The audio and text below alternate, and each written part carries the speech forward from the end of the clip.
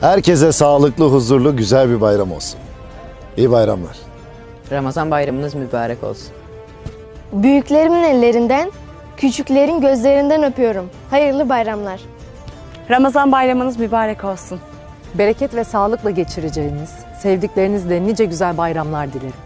Sevdiklerinizle beraber nice, mutlu, huzurlu bir bayram dilerim. Tüm İslam aleminin Ramazan bayramı kutlu olsun.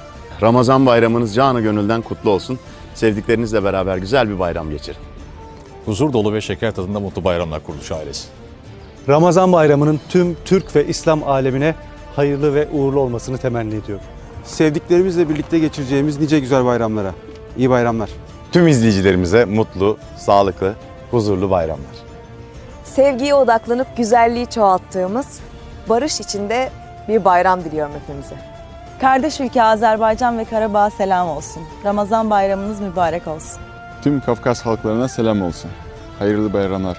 Sevdiklerinizle geçireceğiniz nice mutlu bayramlara. Herkese sevdikleriyle birlikte huzurlu, mutlu, bereketli bayramlar diliyorum. Küçüklerin gözlerinden, büyüklerin ellerinden öpebildiğimiz nice bayramlarımız olsun. İyi bayramlar Kuruluş ailesi. Sağlık ve güzelliklerle dolu nice bayramlara. Sevdiklerinizle birlikte mutlu, huzur dolu nice bayramlarınız olsun Kuruluş ailesi. Tüm Azerbaycan'a ve Karabağ'a selamlar. Hayırlı bayramlar. Sevdiklerinizle huzurlu, mutlu nice bayramlarınız olsun. İyi bayramlar. Tüm İslam alemini bayram münasebetiyle tebrik ederim. Allah her günümüzü bayram tadında yapsın inşallah. Hayırlı bayramlar.